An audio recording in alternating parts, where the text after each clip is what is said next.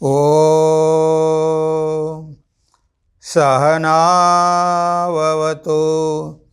सहनौ भुनक्तु सह वीर्यं करवावहै तेजस्विनावधीतमस्तु मा विद्विषावहै।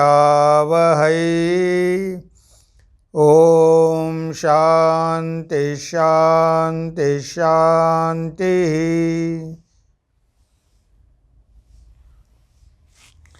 प्रिय मित्रांनो, नमस्कार। उत्तिष्ठत जाग्रत या मालिकेमध्ये आपलं सगळ्यांचं स्वागत आहे।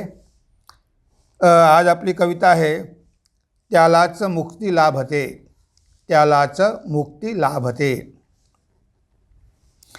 मुक्तीच्या शोधात भटकतो आपण जन्मोजन्मी, नित्यमुक्त स्वरूप आपले जाणून घ्या याच जन्मी, जाणून घ्या याच जन्मी। आपण ह्या जगामध्ये आलो, आपण म्हणजे सगळे जीव, फक्त मनुष्य नाही। हे सगळे जीव त्या ब्रह्मापासून वेगळे होऊन या जगामध्ये आले आणि आले तेव्हापासून ते सगळे मुक्तीसाठी प्रयत्न करत आहे। जाणता अजाणता सगळे मुक्तीकडेच जात आहे, कारण हे बंधन आहे। पण आपण या बंधनात पडलेलो आहे, म्हणून या जगामधला प्रत्येक जीव मुक्तीसाठी प्रयत्न करत असतो। मुक्तीच्या शोधात भटकतो आपण जन्मोजन्मी, नित्यमुक्त स्वरूप आपले जाणून घ्या याच जन्मी। सदियों से मैं निकल पड़ा हूँ खोज में जीवन की परिभाषा, आँख खोल जब दुनिया देखी तब भोगों की जागी आशा। म्हणजे आपण अनेक जन्मापासून सदियों से आपण भटकत आलेलो आहे। कशासाठी? जीवनाची परिभाषा शोधण्यासाठी। पण जगामध्ये आल्यानंतर डोळे उघडतो आणि मनामध्ये भोगांची इच्छा निर्माण होते आणि आपण बांधले जातो। आता प्रत्येक पशु पक्षी मनुष्य प्रत्येक जीव ह्या सगळ्यामध्ये ते चैतन्य आहे, ते नित्य मुक्त शुद्ध बुद्ध चैतन्य आहे। पण काय झालेलं आहे, शरीराच्या मर्यादेमुळे त्यांचा प्रकाश मर्यादित झालेला आहे। कारण इलेक्ट्रिसिटी आहे, सगळीकडे इलेक्ट्रिसिटी आहे, पण तुम्ही ज्या पॉवरचा बल्ब लावाल तेवढाच पॉवर तुम्हाला मिळेल, तिचे कमी कुठेही नाही। प्रत्येक आत्मा हा पूर्ण आहे, प्रत्येक जीव हा पूर्ण आहे, प्रत्येकामध्ये तो संपूर्ण आत्मा आहे। पूर्णमद पूर्णमिदम। पण ज्या प्रकारचं शरीर असेल तेवढाच प्रकाश बाहेर पडतो। झाडामध्ये पण तोच आहे, मुंग्यामध्ये पण तोच आहे, तो सगळ्यामध्ये आहे। म्हणून डार्विनने शोध लावला की सर्वायवल ऑफ फिटेस्ट, उत्क्रांतवाद। म्हणजे हे जीव कसे होत आहे, विकसित होत आहे, याला आपण क्रमविकास म्हणतो। क्रमविकास म्हणजे हळूहळू त्यांचा विकास होत जातो। आज मुंगी असेल, पण तो आत्मा त्या मुंगीच्या शरीरामध्ये स्वतःला मर्यादित समजतो, त्यापासून त्याला मुक्ती पाहिजे। मग प्रकृती त्याला माकोडा करते। आता मुंगी होता, आता तो माकोडा थोडा मोठा झाला, त्याच्यानंतर मग दुसरा किडा होईल, त्याच्यानंतर दुसरा किडा होईल। म्हणजे अशा प्रकारे आपण बघतो की ह्या जगामध्ये ह्या जीवांच्या शरीरामध्ये हळूहळू बदल होत जातो। आज उंदीर असेल, त्या उंदराला मांजरीची भीती आहे, तो उंदीर मांजर होईल। मांजरीला कुत्र्याची भीती आहे, ते मांजर कुत्रा होईल। कुत्र्याला वाघाची भीती आहे, तो कुत्रा वाघ होईल। म्हणजे अशा प्रकारे हळूहळू शरीरं बदलत जातात। समुद्रामधला मासा, त्या माशाला मोठे मासे खाऊन टाकतात, त्याला वाटते की अरे आता आपण काय करावं। मग ते माशाचं शरीर गेलं की तो मासा पक्षी बनतो, म्हणजे त्या पाण्यामधून सुटका करून घेतो, त्या माशांपासून सुटका करून घेतो, आकाशात उडायला लागतो। पण ते शरीरसुद्धा जास्त प्रकाश देऊ शकत नाही. त्यापेक्षा मोठमोठे पक्षी असतात ते त्यांना खाऊन टाकतात. अशा प्रकारे उत्क्रांती होत होत होत होत आपण या मनुष्य शरीरापर्यंत येतो. म्हणजे मनुष्य शरीराच्या आधी जेवढ्या काही योन्या आहेत, जेवढे काही जीव आहेत, त्या सगळ्या जीवांची उत्क्रांती निसर्ग करत असतो, प्रकृती करते. त्यांच्यामध्ये प्रकृती बदल घडवून आणते. त्यांना स्वतःची इच्छा नसते, प्रकृती त्यांना त्या प्रकारचं शरीर देते. पण ह्या मनुष्य जन्मापर्यंत आल्यानंतर मग मात्र प्रकृतीचा तिथे काहीही हात नसतो.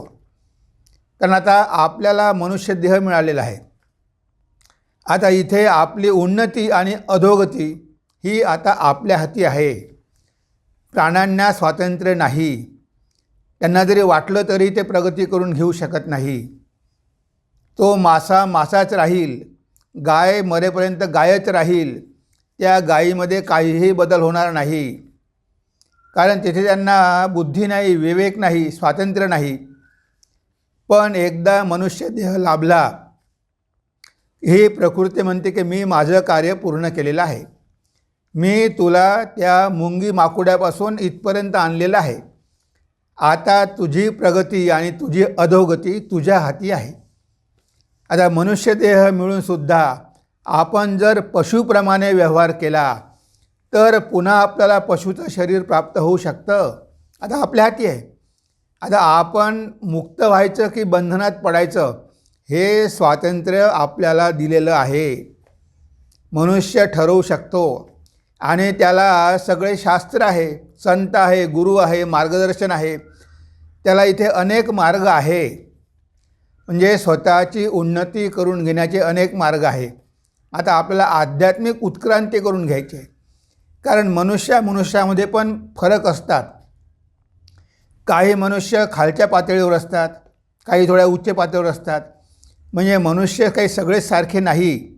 पण मनुष्य जर प्रयत्न करेल तर तो या जन्मात आपली आध्यात्मिक प्रगती करून घेऊ शकतो. म्हणजे आता त्याची उन्नती होत आहे, त्याची आता अधोगती होणार नाही. तो पुन्हा मनुष्यात जन्म घेईल, कारण त्याच्या मनामध्ये मुक्त होण्याची इच्छा आहे आणि मुक्त होण्यासाठी मनुष्य शरीर आवश्यक आहे. जर मनुष्याच्या मनामध्ये मुक्त होण्याची इच्छा असेल, ह्या प्रकृतीच्या सगळ्या बंधनाच्या पलीकडे जायची इच्छा असेल. आज आपल्याला बंधन आहे, जन्म आहे, मृत्यू आहे, जरा आहे, व्याधी आहे, दुःख आहे, हे सगळ्या जगामध्ये आहे. पण ह्या सगळ्यांच्या पलीकडे जाण्याचं सामर्थ्य पण आपल्यामध्ये आहे. कारण मर्यादा कशाला आहे? शरीर, मन आणि बुद्धीला मर्यादा आहे. पण आपल्यामध्ये जे चैतन्य आहे तिथे कुठेही मर्यादा नाही. ते अनंत आहे. त्याच्यामध्ये जन्म मृत्यू जरा व्याधी नाही. ते अमर आहे. आता असा आत्मा आपल्यामध्ये आहे. पण त्या आत्म्याला प्राप्त करून घेण्याची इच्छा ज्यांच्या मनामध्ये होईल तेच प्रयत्न करतील आणि प्रयत्न करून त्यांचं मन ते उन्नत करेल. इथे शरीरापेक्षा मनाला जास्त महत्त्व दिलेलं आहे. इथे आपल्याला मन उन्नत करायचं आहे. आपल्याला शरीर मिळालेलं आहे, योग्य शरीर मिळालेलं आहे की या शरीरामध्ये आपण आपल्या जीवनाचं ध्येय साध्य करू शकतो. पण मनाला उन्नत करावं लागेल, कारण मनुष्यामध्ये अजूनही मनामध्ये पाशवी संस्कार आहेच. इतके जन्म आपण पशुपक्षाच्या योनीमध्ये होतो, ते संस्कार घेऊनच आपण हे शरीर धारण केलेलं आहे. तेव्हा ते पाशवी संस्कार मनामध्ये आहेत, ते पहिले आपल्याला काढून टाकावे लागेल आणि त्यासाठी प्रयत्न करावे लागेल. कारण तो आत्मा तर मुक्तच आहे, पण त्याच्या मुक्तीसाठी जी साधनं पाहिजे ती साधनं पण आपल्याकडे आहे. आता प्रयत्न करण्याची गरज आहे. नित्यमुक्त स्वरूप आपले जाणून घ्या याच जन्मी, पुढे कशाला ढकलायचं? हे स्पिरिच्युअल एव्होल्युशन आहे. हे काही मटेरियल एव्होल्युशन नाही, हे स्पिरिच्युअल एव्होल्युशन आहे. आता या जन्मामध्ये आपण मुक्त होऊ शकतो आणि प्रयत्न केले तरीसुद्धा वाया जाणार नाही. जरी आपल्याला 2-4 जन्म लागतील, पण आपल्याला पुन्हा मनुष्य शरीरच मिळेल, कारण आपण आपलं मन पवित्र केलेलं आहे. जसं मन घेऊन आपण आलो त्यापेक्षा अधिक उन्नत केलेलं आहे. त्यामुळे आता खाली जाण्याचा प्रश्नच नाही. पण जो मनुष्य रात्रंदिवस पाशवी जीवनच जगत असतो, काम वासनेमध्ये किंवा बाकीच्या गोष्टीमध्ये त्याला आनंद मिळत असते, तर एखाद्या वेळेस त्याचं पतन होण्याची शक्यता आहे. इवन देवांचं सुद्धा पतन होतं, बरेचदा आपण बघतो. आता अहल्या बघा, अहल्येचं पतन झालं, ती दगड होऊन पडली, पण भगवान रामचंद्रांच्या पदस्पर्शाने ती पुन्हा स्त्री झाली. जे भगवंताच्या स्पर्शानं ती पुन्हा स्त्री शरीर धारण करू शकली. म्हणजे मनुष्यानं जर वाईट कर्म केले तर त्याचं पतन होऊ शकतं, हे आपल्याला इथे बघायला मिळतं. म्हणून म्हटलं आहे, अज्ञानाचे आवरण सारता आत्मा नित्यमुक्तची असे, दीप लावता खोलीमध्ये जसा अंधार दूर होत असे, जसा अंधार दूर होत असे. आता इथे आवरण कशाचं आहे? अज्ञानाचं आवरण आहे. हे अज्ञानाचं आवरण दूर करायचं आहे, कारण आत्मा नेहमीच मुक्त आहे.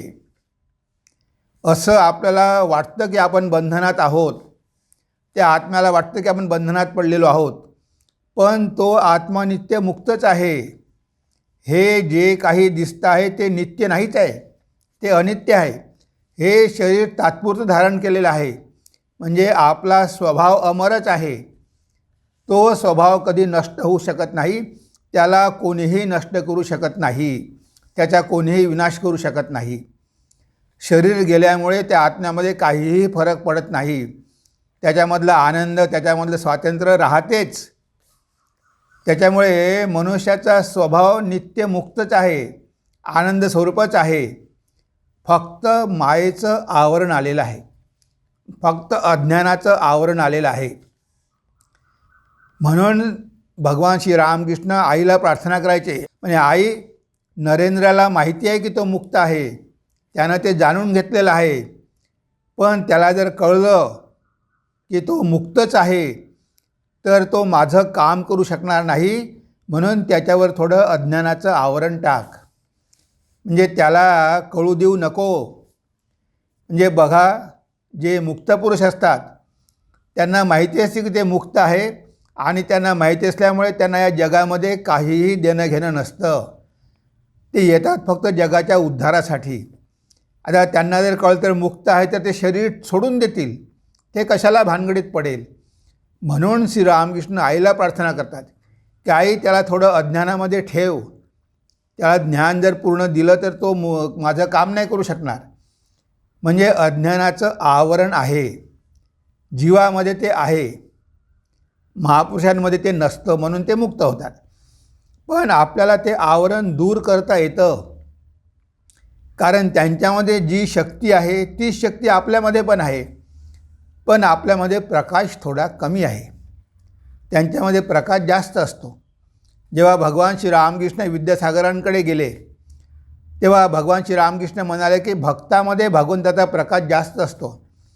तेव्हा विद्यासागर म्हणाले की पुन्हा प्रकाश कमी जास्त कसा का असू शकतो, तो आत्मा तर सगळ्यामध्ये विद्यमान आहे, मग एक लहान एक मोठा कसे होणार, सगळे सारखेच. तेव्हा भगवान श्री रामकृष्ण म्हणाले की तुमच्यामध्ये जर जास्त प्रकाश नसता तर आम्ही तुम्हाला बघायला आलो असतो का? तुम्हाला काही दोन शिंग फुटली आहे का? तुम्ही करुणावान आहात, तुम्ही लोकांना मदत करता, तुम्ही सद्गृहस्थ आहात, तुमचं नाव आहे, तुम्ही पंडित आहात, म्हणजे हा प्रकाश तुमच्यामध्ये जास्त आहे, इतरांपेक्षा तुमच्यामध्ये त्या आत्म्याचा प्रकाश जास्त आहे, म्हणून तर आम्ही तुम्हाला भेटायला आलो. म्हणजे जरी आत्मा एक असला तरी शरीराच्या आणि मनाच्या अवस्थेप्रमाणे त्याचा प्रकाश कमी जास्त होऊ शकतो. आता विवेकानंदाशी आपण आपली तुलना करू शकत नाही, त्यांनी तो पूर्ण प्रकाश प्रगट केला, त्यांनी सगळं अज्ञान काढून टाकलं. पण आपण अज्ञानामध्ये आहोत, तर हे अज्ञान आपल्याला दूर करायचं आहे, दुसरं काहीही नाही. आपण आपल्या हातानं आपले डोळे झाकून घेतलेले आहे आणि म्हणतो की अंधार आहे, अंधार आहे, अंधार आहे. हात बाजूला करा, प्रकाशच आहे. एखाद्या खोलीमध्ये आपण जातो, त्या खोलीमध्ये काळाकुट्ट अंधार असतो, तो अंधार असतो, पण तुम्ही तिथे दिवा लावा ना, दिवा लावल्याबरोबर त्या खोलीतला अंधार एका क्षणात गायब होतो. तिथे प्रकाशाना अंधार राहणारच नाही. हे अज्ञान दूर करा. तो आत्मा स्वयंप्रकाश आहे. तो प्रकाशित होईलच, कारण त्याचा स्वभावच प्रकाशमय आहे. आता त्या कंदिलामध्ये ती वात आहेच. आता तुम्ही त्याच्यावर जो ग्लास ठेवला आहे तो मळलेला आहे. तो ग्लास काढून घ्या आणि बघा, प्रकाश तर आहेच. आपल्यावरती जे मायेचं आवरण आलेलं आहे, आपलं मन जे अपवित्र झालेलं आहे ते पवित्र करा. तो प्रकाश आपोआप बाहेर पडेल. त्या प्रकाशामध्ये कुठेही कमी जास्त नाही. तो आहे तसाच आहे, सगळ्यामध्ये समान आहे. फक्त ह्या वेगवेगळ्या शरीरांमुळे त्याचा प्रकाश कमी जास्त आढळतो. भक्तांमध्ये त्याचा प्रकाश जास्त असतो, कारण भक्त आपलं मन पवित्र करण्याचा प्रयत्न करतात. आत्मा नित्य मुक्तचे दिसे, दीप लावता खोलीमध्ये, जसा अंधार दूर होत असे, जसा अंधार दूर होत असे. ध्यानधारणा त्याग तपस्या यामुळे मुक्ती लाभत असे. हा भ्रम आपण सोडून द्यावा, आत्मा बंधनातच पडत नसे. म्हणजे आपल्याला काय वाटते की साधन भजन जप ध्यान यामुळे मुक्ती लाभलेली आहे. यामुळे मुक्ती लाभलेली नाही, कारण तो आत्मा नित्य मुक्तच आहे. आता जो मुक्त आहे त्याला तुम्ही मुक्त कसे करणार? त्या आत्म्यावर कधी बंधन आलंच नव्हतं. त्या आत्म्याला कधी वाटतच नाही की मी बंधनात पडलो आहे असं. त्याला कधीच वाटत नाही, कारण तो मुक्तच आहे. आपल्याला वाटते की आपण बंधनात पडलो, आत्म्याला नाही वाटत. मग आपण काय करायला पाहिजे? आता एखाद्याला भूत लागलं असेल, तो व्यक्ती म्हणतो मला भूत लागलं, पण त्याला भूत लागलेलं नसते. तो जातो मांत्रिकाकडे, तो 2-4 मंत्र म्हणतो, तो काही करत नाही. त्याचा भ्रम दूर करतो. त्याचा भ्रम दूर झाला की त्याला मग भूत वगैरे काही राहत नाही. म्हणजे आपल्याला जो भ्रम झालेला आहे तो भ्रम खरा नाही. आपण राजकुमारच आहो. आपण स्वतःला भिकारी समजतो, ही आपली चूक आहे. अज्ञानामुळे आपण स्वतःला भिकारी समजतो ना, ते आपण भगवंताची संतानच आहोत. तर इथे जो मुक्त आहे त्याला तुम्ही मुक्त करणार कसे? विमुक्तस्य विमुक्तये, तो मुक्तच आहे, पण त्याला मुक्त करायचं म्हणजे काय? मनाला शुद्ध करायचं. तुमच्याकडे मन आहे, ते मनच तर बंधन आहे. मन एव मनुष्यानां कारणं बंध मोक्षयोः. हे मनच मुक्तीचं कारण आहे आणि हे मनच बंधनाचं कारण आहे. कारण तो नित्य मुक्त आहे, पण मध्ये मनरूपी पडदा आहे ना. आता हा मनरूपी पडदा असल्यामुळे आपल्याला जाणीव होत नाही. आता आपण जेव्हा साधन भजन करतो त्या आत्म्याला मुक्त करत नाही. मनावरची साचलेली धूळ आपण साफ करतो, दुसरं काहीही करत नाही. जन्मोजन्मीची जी मनावरती धूळ पडलेली आहे, आसक्ती पडलेली आहे, वासना कामना पडलेल्या आहे, काम क्रोध पडलेले आहे, हे सगळे विकार आहे, हे सगळं आपण साफ करण्याचा प्रयत्न करतो. साधन भजनामुळे आत्मा मुक्त होतो असं नाही, तर साधन भजन केल्यामुळे मन पवित्र होते. आणि मन पवित्र झालं की तो आत्मा आहे तसाच आहे. भगवान श्री रामकृष्ण म्हणायचे, शुद्ध मन शुद्ध आत्मा एक. जे मन शुद्ध झालं की आत्मा तर शुद्धच आहे.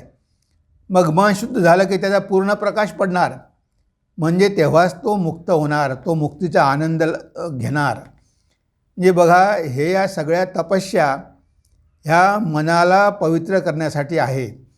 मुक्तीच्या मार्गामध्ये असलेले अडथळे दूर करण्यासाठी आहे. आत्मा तर नित्य मुक्तच आहे, त्याच्यावर कधी बंधन आलंच नाही.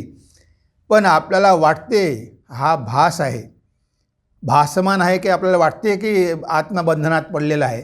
तो कधीच बंधनात पडत नाही. मग आता पडलेलं आहे असं वाटते, तर म्हणून साधना करावी लागते. आणि साधना करता करता मन जेव्हा शुद्ध होते तेव्हा आपल्याला दिसते की अरे आपण तर नेहमी मुक्तच होतो, आपण कधीच बंधनात पडलो नव्हतो. आपल्याला हा भ्रमच झाला कसा की आपण बंधनात पडलो म्हणून. तर म्हणून साधन ध्यान धारणा त्याग तपस्या यामुळे मुक्ती लाभत असे. हा भ्रम आपण सोडून द्यावा, आत्मा बंधनातच पडत नसे. हा आत्मा कधी बंधनात पडतच नाही, कारण तो नित्य मुक्त आहे. तो फक्त काही काळासाठीच मुक्त नाही, नित्य मुक्तच आहे. तो नेहमीच मुक्त आहे, त्याला बंधनच कुठं आहे. पण हा भ्रम झालेला आहे की मी बंधनात पडलो, म्हणून हे सगळं करावं लागतं. हा भ्रम दूर करण्यासाठी साधना करावी लागते. आत्मा तर मुक्त, त्याला काय तुम्ही मुक्त करणार? आवरण दूर करण्यासाठी साधनेचे प्रयोजन असे, विचार हेची आवरण आहे, त्यामुळे आत्मा दिसत नसे.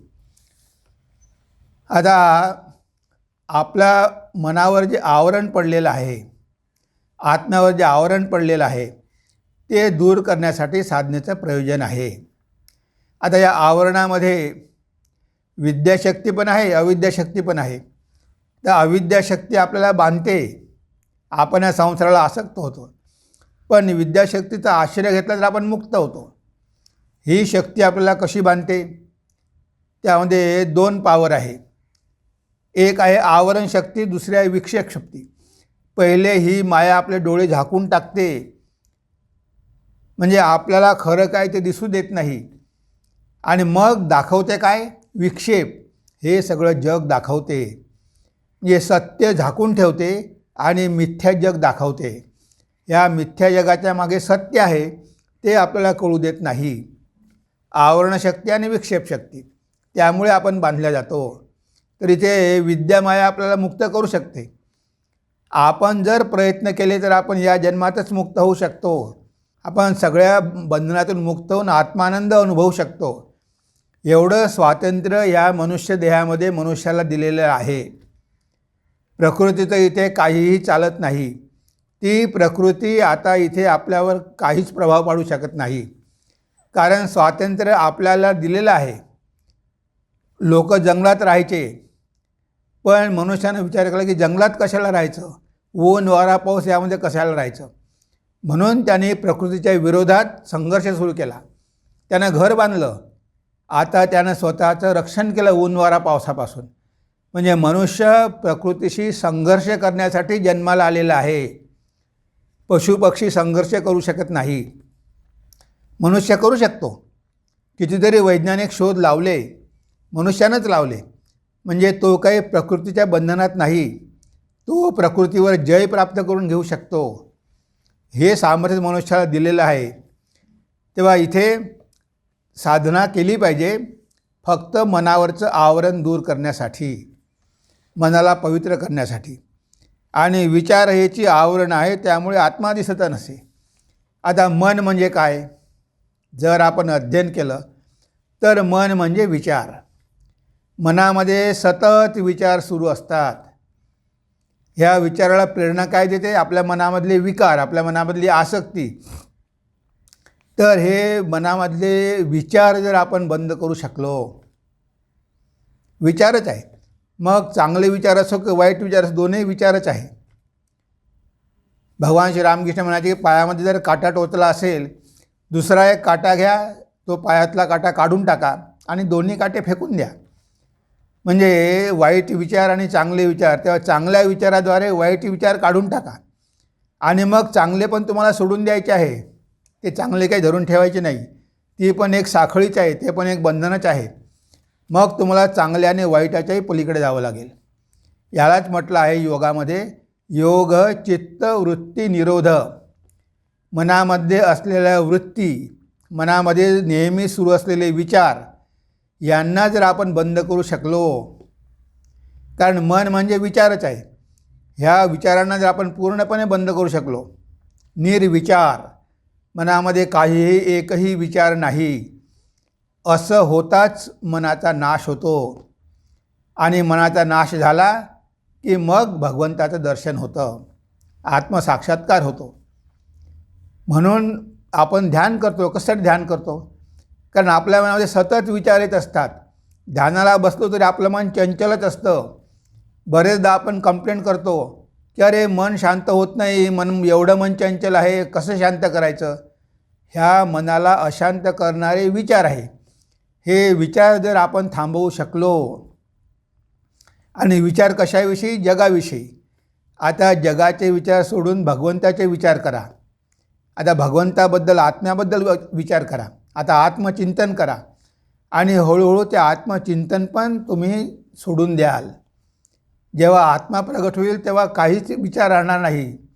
चिंतन नावाची गोष्ट राहणारच नाही, अनुभूती मिळेल तुम्हाला. म्हणजे बघा, अनुभूती मिळवण्यासाठी मनामधले विचार थांबणं गरजेचं आहे आणि ते विचार थांबावे म्हणून साधना कराव्या लागतात, कर्म करावे लागतात. की मनामध्ये चांगले विचार असले तर ते थांबवणं सोपं असते, पण मनामध्ये जेवढे वाईट विचार असेल तेवढं मन जास्त चंचल होते. म्हणून पहिले मनाला चांगलं करा, मनामध्ये चांगले विचार बाळगा, मग तुम्ही मन एकाग्र सहज करू शकाल. जेवढं मन पवित्र होईल तेवढं ते लवकर एकाग्र होईल. म्हणून साधना कराव्या लागतात. विचार हेची आवरण आहे, त्यामुळे आत्मा दिसत नसे. चांगले वाईट विचार सोडता मन निर्विचार होऊन जाते. मुक्तीची कामना उरत नाही, तेव्हा आत्मदर्शन लाभते. जेव्हा सगळे विचार शांत होतात तेव्हा मुक्तीची इच्छासुद्धा राहत नाही, कोणतीच मनामध्ये कामना राहत नाही. मग तुका झाला विठ्ठल, तुका विठ्ठलच होऊन जातो. तुका झाला आकाशा एवढा. तो स्वतःला अनुभव करतो की तो आत्माच आहे, तो सगळ्यामध्ये आहे. तो देवदेवतांमध्ये आहे, राक्षसामध्ये आहे, पशुपक्ष्यामध्ये आहे, मनुष्यामध्ये आहे, सगळीकडे तोच आहे. आत आणि बाहेर तोच आहे. त्याला असा अनुभव होतो. आता विचार कुठे राहिले? तो त्या विचाराला बघणारा झाला, तो साक्षी झाला. तो सगळ्यांच्या मनातले विचार जाणू शकतो. तो आता एका शरीरापुरता बद्ध राहिलेला नाही. तो सर्वत्र सगळीकडे सगळ्यांमध्ये तोच आहे, हा त्याला साक्षात अनुभव होतो. तिथे मग विचाराचा प्रश्नच नाही. तो स्वतःला आत्मस्वरूपच समजतो. सगळ्याचा आत्मा तो स्वतःला समजतो. तिथे मग तो स्वतःला वेगळं समजत नाही, कारण शरीर राहतच नाही. देहबोध गेला, शरीरबोध गेला की आत्मबोध जागा होतो आणि आत्मबोध जागा झाला की तो स्वतःला सगळीकडेच बघतो, फक्त एका शरीरापुरता मर्यादित राहत नाही. तेव्हा त्याला मुक्ती प्राप्त होते. कसे मोहात पडलो आपण, याचेच आश्चर्य वाटत असे.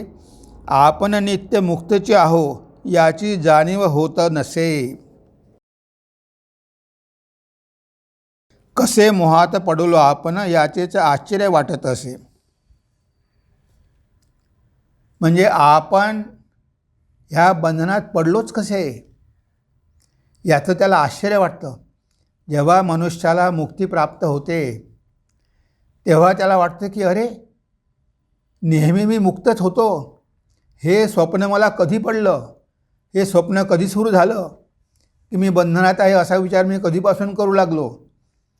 त्याला आश्चर्य वाटते की एवढे जन्म मी व्यर्थ कसे गमावले. मी तर नेहमीच मुक्त होतो, मी कधी बंधनात नव्हतोच, पण मला याची जाणीव का नव्हती? म्हणजे मनुष्याला त्याची जाणीव नसते. तो नेहमी मुक्तच असतो. आपण नित्य मुक्तचे आहो, याची जाणीव होत नसे. म्हणजे शरीरामध्ये राहताना त्याला याची जाणीव होत नाही की आपण नेहमी मुक्तच आहो. पण जेव्हा तो मुक्त होतो तेव्हा त्याला मग जाणीव होते, मग त्याला कळतं आणि ते बघितल्यानंतर त्याला आश्चर्य तर वाटतं, पण पश्चाताप होतो की अरे, मी किती मूर्ख. एवढं मोठं माझं साम्राज्य, ह्या जगाचं साम्राज्य माझंच, माझ्याशिवाय तर या जगामध्ये काहीही नाही. कोटी कोटी ब्रह्मांड माझ्यामध्येच आहे. हे एवढं माझं अनंत स्वरूप, आणि मी कसा काय एका शरीरामध्ये बद्ध झालो होतो, मी कसा काय या जगावर आसक्त झालो होतो, याचं त्याला आश्चर्य वाटतं आणि पश्चाताप पण वाटतो की किती जन्म मी वाया गमावली. हे सत्य जाणून न घेतल्यामुळे मला जगामध्ये किती दुःख भोगावी लागली, कितीदा जन्ममृत्यू मला पत्करावा लागला. हे सगळं त्याला तेव्हा कळतं केव्हा, जेव्हा तो मुक्त होतो. तोपर्यंत त्याला जाणीव नसते. तो आहे मुक्तच, पण आपण मुक्त आहो याची जाणीव नसते. जाणीव झाली की लगेच सगळं काम संपलं. तुम्ही भिकारी आहात, पण तुम्हाला जाणीव झाली की तुमच्या वडिलांनी बँकेमध्ये तुमच्यासाठी 10 कोटी रुपये ठेवलेले आहे. जाणीव झाल्याबरोबर तुम्ही गरिबाचे श्रीमंत होता. काही फरक पडला नाही. आत्तापर्यंत माहिती नव्हतं की आपल्या वडिलांनं आपल्यासाठी 10 कोटी रुपये ठेवलेले आहे. आतापर्यंत जाणीव नव्हती, म्हणून भिकारपण होतं, दारिद्र्य होतं. आता जाणीव झाली की बँकेमध्ये 10 कोटी आहे, एका मिनिटात आपण श्रीमंत झालो. म्हणजे आपण आहो श्रीमंतच, आपण आहो मुक्तच. पण याची जाणीव नसल्यामुळे आपण हे जीवत्व पत्करलेलं आहे आणि या जगामध्ये एवढे दुःख भोगत आहोत. पण जेव्हा याची जाणीव होते, जेव्हा त्याचा अनुभव होतो, जेव्हा सत्याचा अनुभव होतो, तेव्हा आपल्याला आश्चर्य वाटतं की हे घडलंच कसं, हा अपघात घडलाच कसा, मी एवढा मोठा होऊन क्षुद्र झालोच कसा, मी जीवत्व पत्करलंच कसं. याची जाणीव तेव्हा होते की जेव्हा अनुभूती येते. आणि हे सगळे संत शास्त्र आपल्याला सांगतात की अरे तुम्ही तर अनंत आत्मा आहात, तुम्ही स्वतःला क्षुद्र जीव कशाला समजता, तुम्ही तर सिंहस्वरूप आहात, तुम्ही स्वतःला मेंढी कशाला समजता, तुम्ही कशाला रडता, अरे तुमच्यामध्ये सगळी शक्ती आहे. हे महापुरुष हे शास्त्र आपल्याला पुन्हा पुन्हा समजावून सांगतात. अरे तुमच्यामध्ये दुःखमुळी नाहीच, तुम्ही आनंदाचे अधिकारी, आनंदाचे पुत्र, तुम्ही अमृताचे अधिकारी, तुमच्यामध्ये सगळं काही आहे. फक्त तुम्हाला माहिती नाही, तुम्हाला जाणीव नाही. आपल्याला जाणीव व्हावी यासाठी हे सगळे महापुरुष आणि शास्त्र सांगतात. आणि तरीसुद्धा आपण अज्ञानामध्येच पडून राहतो. आपल्यामध्ये ती जागृती होतच नाही आणि आपली निद्रा काही तुटत नाही. त्यामुळे कितीतरी जन्म आपले अज्ञानामध्ये असेच वाया जातात. पण जेव्हा जाणीव होते तेव्हा मात्र मग पश्चाताप होतो की आपण किती मूर्खपणा केला. काचेच्या तुकड्यामध्ये आपण आनंद मानला आणि असली हिरे मोती आपण सोडून दिले. ही जाणीव केव्हा होते, जेव्हा आपल्याला ती अनुभूती होते. तोपर्यंत आपल्याला वाटते की हेच खरं आहे, पण हे खरं नाही. हे नश्वर आहे, हे दुःखमय आहे. हे आपल्याला शेवटपर्यंत माया कळू देत नाही आणि या मायेच्या बंधनातच आपण फिरत राहतो. म्हणजे बघा, एवढी संधी मिळाली, मनुष्य शरीर मिळालं, तरी आपण त्याचा योग्य वापर करून घेत नाही आणि या मायेच्या बंधनातून बाहेर पडत नाही. हे आपलं केवढं मोठं दुर्भाग्य. म्हणून मनुष्यजन्म मिळाल्यावर आपल्याला पूर्ण स्वातंत्र्य आहे आणि आपलं शरीर त्यासाठी सक्षम आहे. भगवंताने आपल्याला विवेक दिलेला आहे, बुद्धी दिलेली आहे, मन दिलेलं आहे, शरीर दिलेलं आहे आणि जे शरीर मुक्ती लाभासाठी योग्य आहे. ह्या शरीरामध्ये मनुष्य आध्यात्मिक प्रगती करून घेऊ शकतो किंवा तो मुक्ती प्राप्त करून घेऊ शकतो. आता एवढी चांगली संधी मिळूनसुद्धा जर लोक त्याचा गैरवापर करत असेल तर ते केवढं मोठं दुर्भाग्य आहे हे आपल्याला कधी कळत नाही. तेव्हा आपण मुक्तच आहोत, पण ते जाणून घेण्यासाठी आपल्याला प्रयत्न करावे लागतील. हेच आपण या कवितेच्या माध्यमातून बघितलेलं आहे. तेव्हा आज आपण आपल्या चिंतनाला इथेच विराम देऊया. नमस्कार, धन्यवाद. ओम सर्वे भवन्तु सुखिनः, सर्वे सन्तु निरामया, सर्वे भद्राणि पश्यन्तु, मा कश्चित् दुःखभाग् भवेत्, मा कश्चित् दुःखभाग् भवेत्. ओम शांति शांति शांति. हरि ओम तत्सत्. श्रीरामकृष्णार्पणमस्तु.